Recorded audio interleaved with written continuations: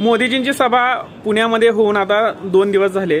मी अजून सुद्धा विचार करतोय की मोदीजींनी शरद पवारांना भटकती आत्मा, अतृप्त आत्मा का म्हणलं.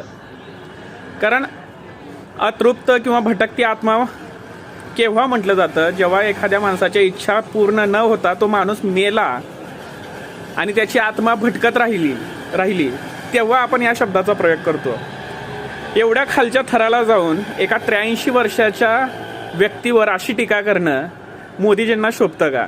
आता मोदीजींना शोभतं का हा विषय बाजूला ठेवूयात. तिथं स्टेजवर अजित पवार आणि सुनेत्रा पवार या बसलेल्या होत्या. त्यांना या गोष्टी मान्य आहेत का ज्या मोदींनी बोलल्यात. त्यांच्या घरातल्या बुजुर्ग माणसाबद्दल देशाचे पंतप्रधान असे वक्तव्य देतात, त्यावेळेला अजित पवारांना हे शब्द मान्य आहेत का हा सवाल पुढे येतो. कारण त्यांना उभं केलंय ते शरद पवारांनीच.